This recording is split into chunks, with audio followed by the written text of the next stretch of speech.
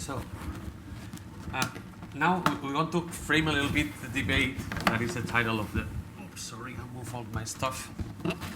So the idea of this, it's on. Yes. The idea of this workshop was actually to debate on something that is something sort of a blank page. When I was asked to moderate the workshop, and when all the guys that accepted, and thank you for that, to participate in the workshop, everyone said, but what are we going to talk about? No, it's not on? Yeah, I think so. Oh, I can use this one. It's okay. Yep. So, better now. So, the idea of this workshop is not that there's a bunch of lectures of people that know a lot of things, which I know they do know a lot of things, but to try and have these clever people that have reflected on what is around a topic that we think that has not been dealt very much, like e-Supervision. My role now is not to, again, not to bring a lecture on the topic, but to try and frame some concepts and some ideas to which they can then build upon. So the idea now is to try and make some reflections or some definitions that we can use afterwards, or maybe find that they're useful or not. So, if you allow me.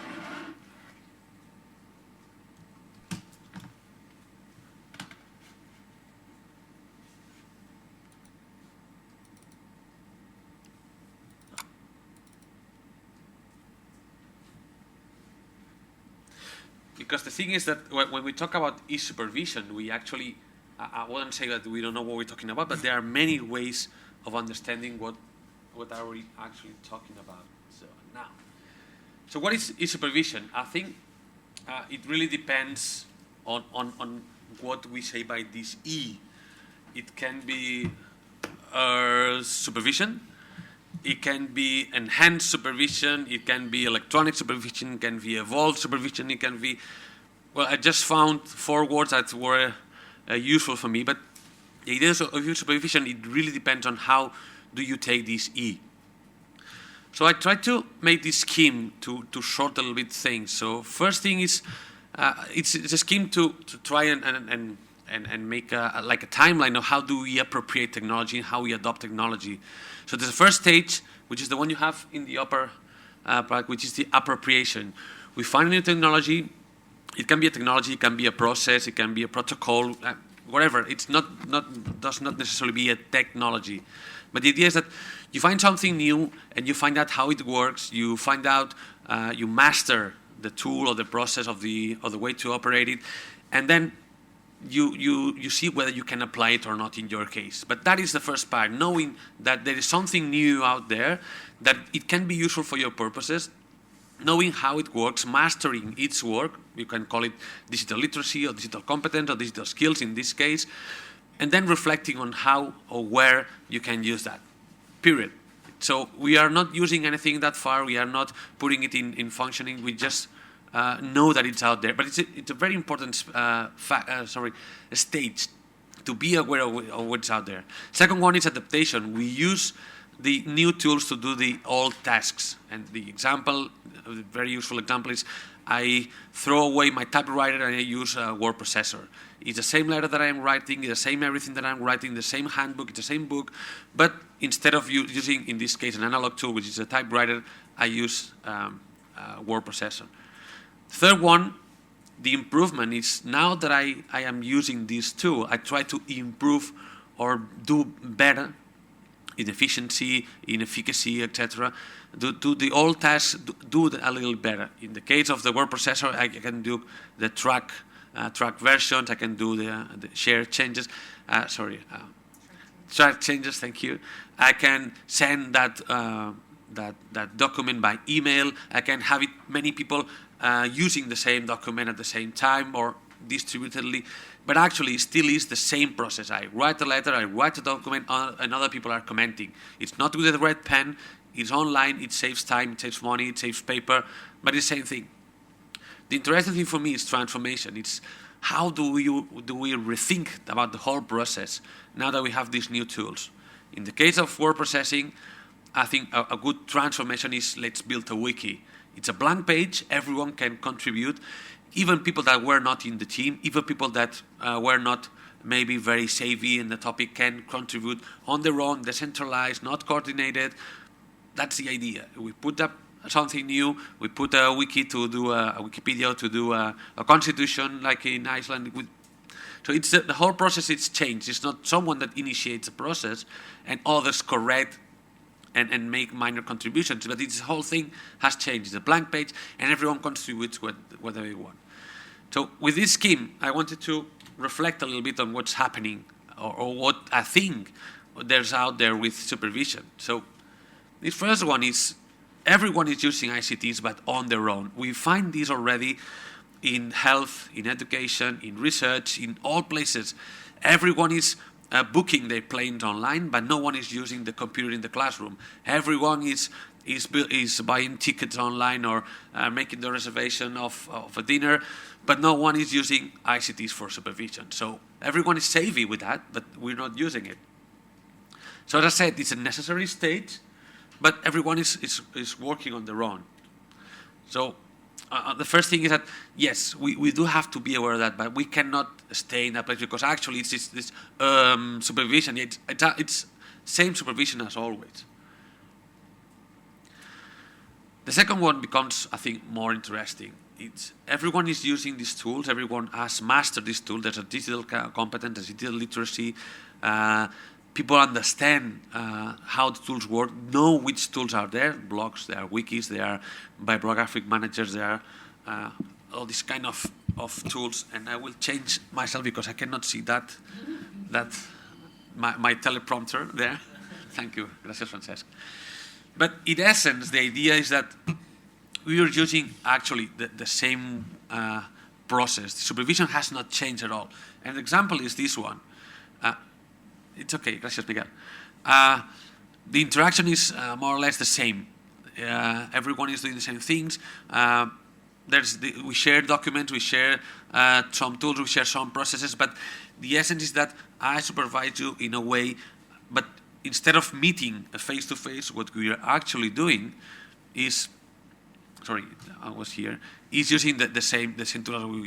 We Skype instead of meeting, instead of giving you paper that you can mark with your red marker and everything is in red, you just use the track changes but actually the process has not changed at all. Yes, there are some very minor improvements, but I don't think that we really are thinking about this when we think about e-supervision, about making a step forward, making a leap, a qualitative leap forward. And again, but this is a necessary step. It's very comfortable to make this substitution at this stage. So when people are afraid of changes, people are afraid of what's going on, what's going to happen, I think that this step is very pedagogical one because it's nothing going to happen. You just do new tools, but your net or your safety net, it will be there. It's same as always, etc. The problem with this step is that it costs a lot of effort, a lot of resources. You're putting a lot of your own in there, and the returns normally do not pay back. I mean, you're just investing in learning how to learn Skype. You're learning how to track all the changes on the paper. You're learning how to do a lot of things to do the same thing. So let's try and see if we can pay back this investment. So a first evolution, or a first thing that we should be achieving in the very short run is to hit some milestones that do improve a little bit on what we're doing. So in this case, what we're trying to do is we do the same things as always, but we try to find ways that these costs, that this investment we did is not expenditure, it's actually an investment that will pay back, that you will be able to have some more benefits than the cost it had. So in this case, I think that collaboration is the word that comes to my mind. It's not two monologues that happen asynchronously. First is the monologue of the supervisor, then is the monologue of the student, then is the monologue of the supervisor, which is not actually dialogue. But the idea of collaboration, it's this first part of tracking changes, but I think that this one is even much better. We can build tools that help or enhance or foster or boost or enable community learning. And now I'm going to learning not instead of supervising, because I think that it's learning what it's really happening in this place.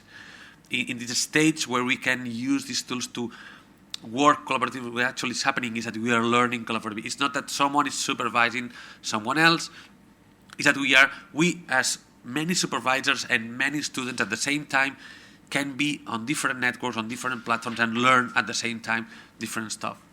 I put some acronyms which I did not have time to deploy. Learning management system to do courses online, for instance, for many people. So for instance, if you are doing econometrics and you have to explain logit analysis, it's the same logit analysis for this student and the other one. So you do not need to meet again and again and again with your different students. You can meet them online and benefit from this scaling of your explanations. Same with communities of practice or communities of learning. You can really put more people together, researchers or not, also practitioners or people that are very savvy in an area, and put them together to work together and help that student or help that supervisor to supervise better. And of course, the now very trendy non-connectivist MOOC, or let's call it US MOOC, which the idea is that let's make things on the open. It's more or less the same things as always, but more open so that we can have more feedback. I think that as an intermediate goal, it's very positive to have this stage. It really is same things as always, but with some benefits that will outweigh the costs. So people are comfortable, they're in the comfort zone. They see that things have not changed a lot, and there is some paying back for this investment that they did. The problem with that is that we are not changing actually things. So scaling up, which is one of the problems that we're having now, not only in Africa, I think in all over the world, on how to reach more students, on how to go beyond the traditional thing, is still a problem. So let's go for transformation. And as I said, everything I'm trying to explain is e-supervision, or are the different concepts that I found around on what people believe that e-supervision is. So it's not that I believe that e-supervision is only the last stage. I think it's everything. But I think that the debate should be heading towards this quality change. So this transformation, the idea is that we can redesign, as I think that Hillich and Marta and Olive said before, try to rethink things now that the world is changing so fast. How do we reshape? How do we redefine not e-supervision, but supervision itself? So the idea is that this one is that we're just entering a new zone, which is definitely not our comfort zone. It's very full of challenges, very full of doubts, very full of hazards or things that we do not know, but things that have been coming to our help. I think, for instance, Research 2.0 is helping us very much in how to begin to rethink about this supervision. So there's people blogging things, there's people making use of wikis or social bookmarking or social, if you call it the other way, bibliographic managing. So things that happen already in the open, that get comments, that get supervision for others, that get this assessment from others, that get people together, that are new ways of sharing research. So this Research 2.0 as a way of opening up research, and it includes not only technology, it includes open access to journals, open educational resources, so etc. I think it's providing some ideas or some hints towards where we can go.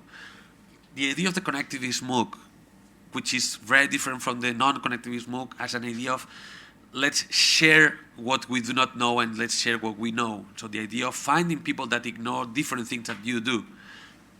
The idea of the CMOOC, and I think that it can be adapted to supervision, is that let's find people that are savvy in many things, that are experts in many things, but not the same things, and build the syllabus together, build the syllabus on the run, not a preset syllabus, but just on our practice, on our sharing things, try and see if we can build things together.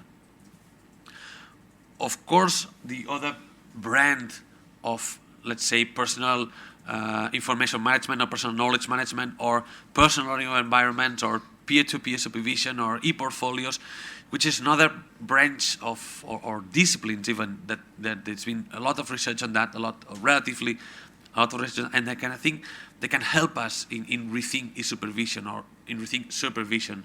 Why not open assessment to other peers, which are students, or which are practitioners, or which are people in the professional sector, which are very expert in the field that our students are doing research, or e-portfolios as a way of tracking your development, your own learning, or the personal learning environment. So the idea of let's make personal learning environments overlap between supervisors and students and try to build together the thesis in a very decentralized way, a very different way.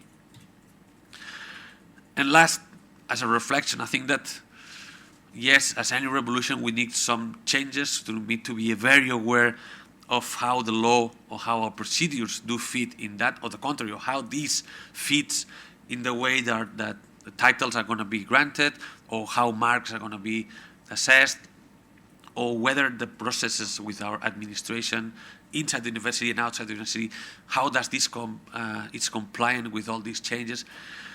But again, the idea of sharing this, looking ahead, of thinking about supervision very differently.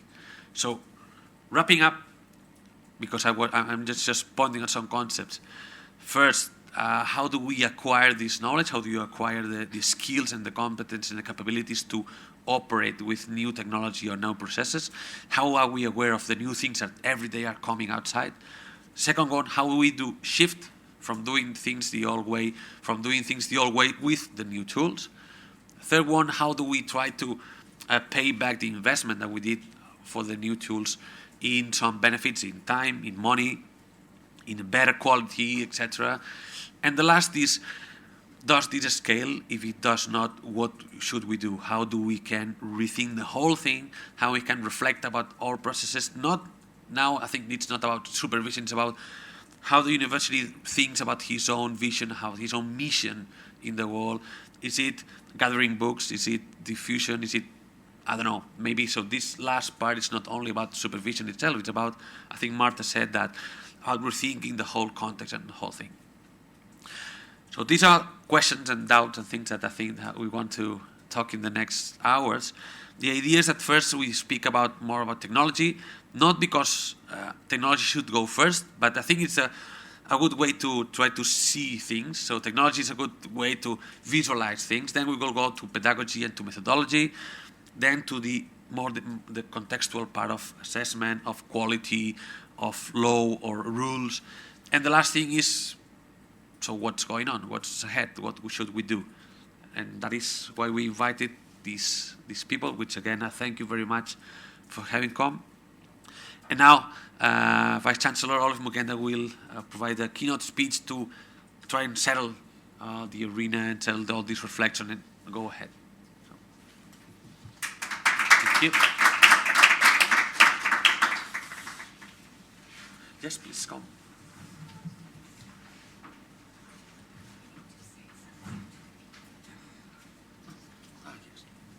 Well, while we prepare things, people that are online can follow the streaming on the others that we've been tweeting with PLEPHD. The hashtag is PLEPHD.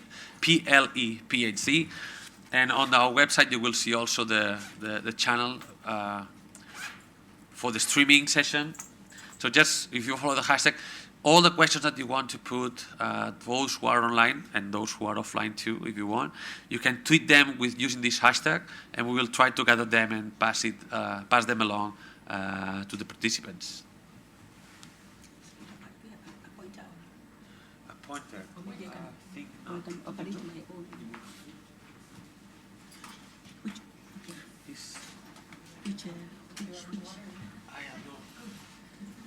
Where did you put it? Fresh. Okay.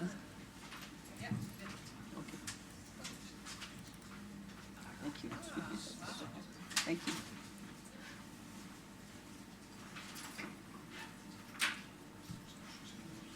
I think you will need this one. Oh.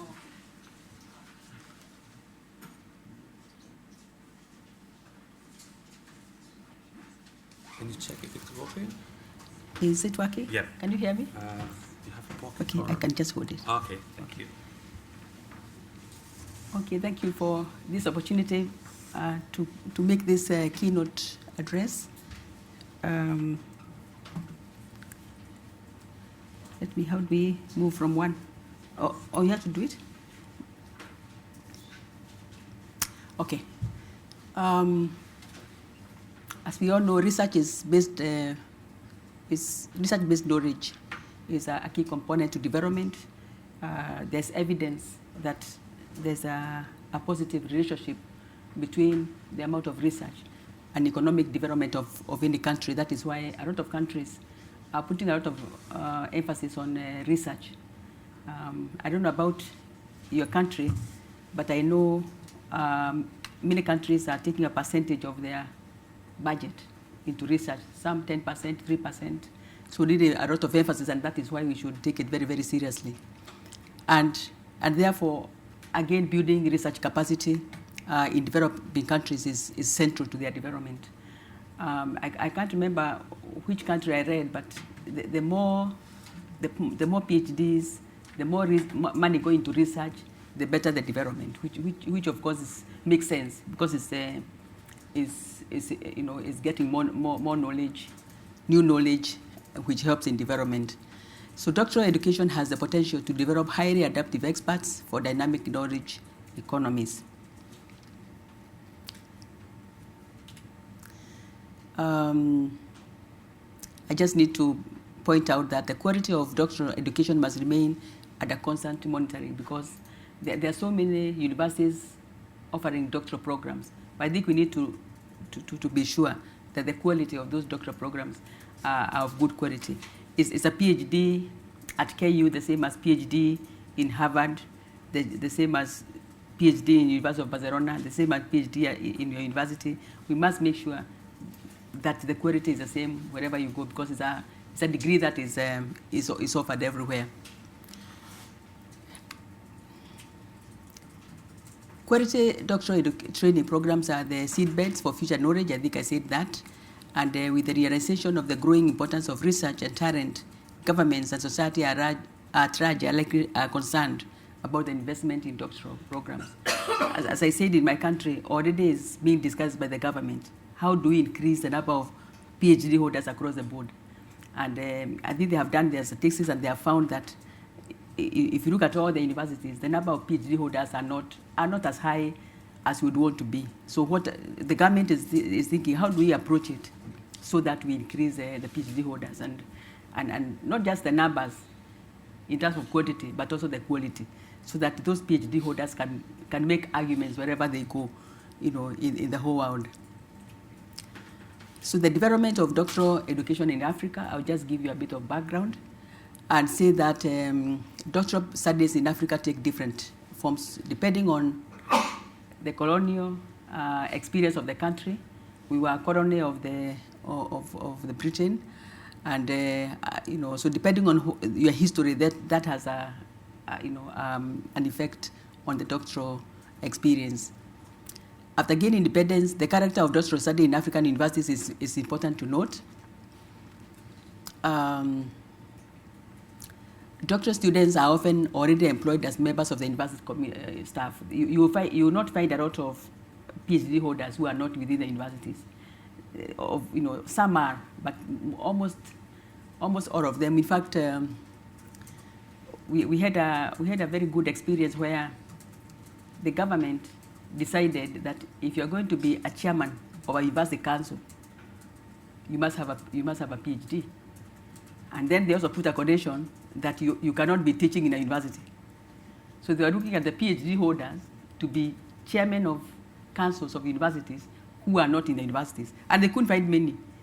They couldn't find many because they were realizing that everybody they thought about is affiliated to one of the universities, either public or private. So I think it's a true statement to say that in many countries, a good percentage of PhD holders are associated with the universities.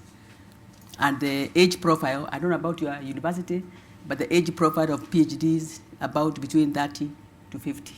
And then, and you can see from this table, the number of students and the ages. You can see the KU, I don't know. This is I looked at several universities, and you can see this is the University of Ilorin in Nigeria.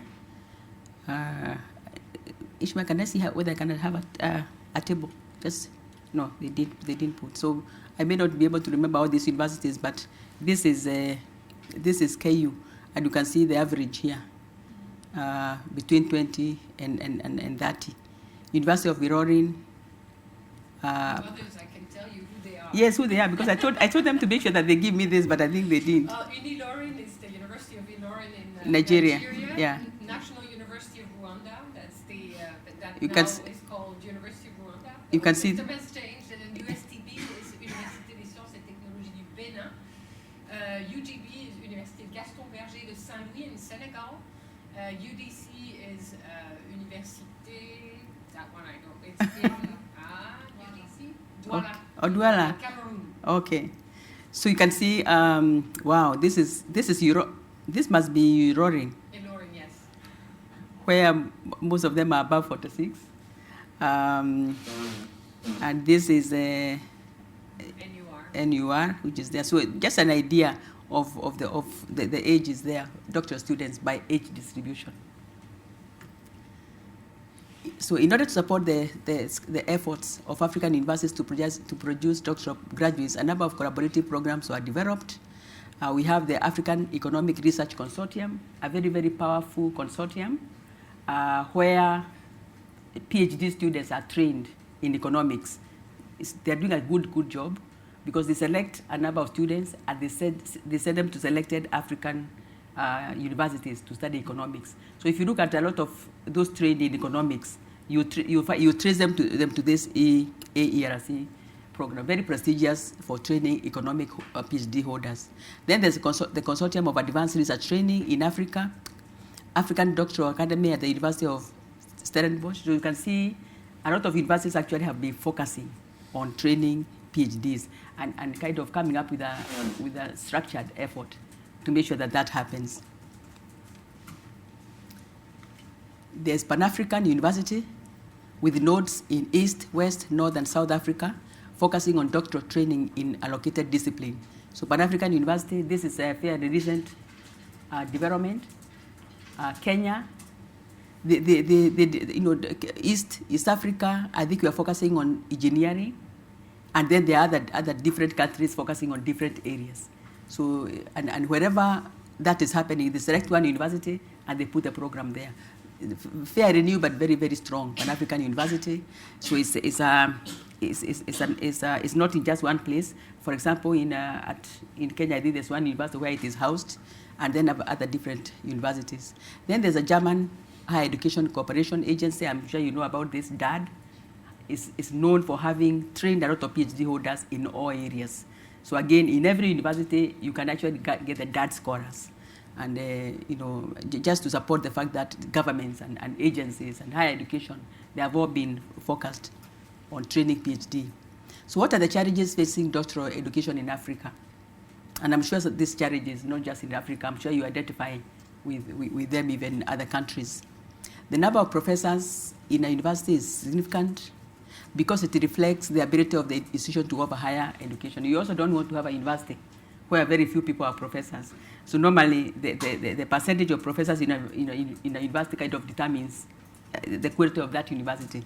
So, and of course, you can't become a professor if you don't have a PhD and all that. Growth in academic staff has not kept pace with student enrollment in Africa, so that you find that the number of students is growing, but the number of professors and lecturers is kind of stagnant. So the ratios there are not very good. Another challenge is the huge expansions in student enrollment, especially in African countries, and I'm sure even in other countries, are increasingly overwhelming African institutions.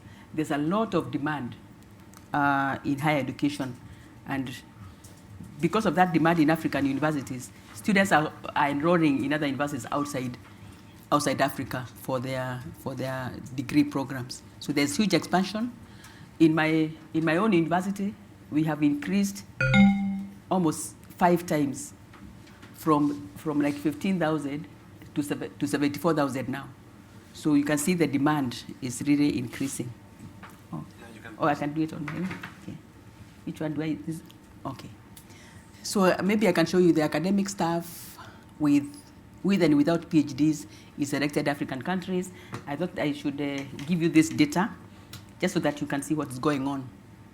So we took Kenyatta University and Ghana and KwaZulu University of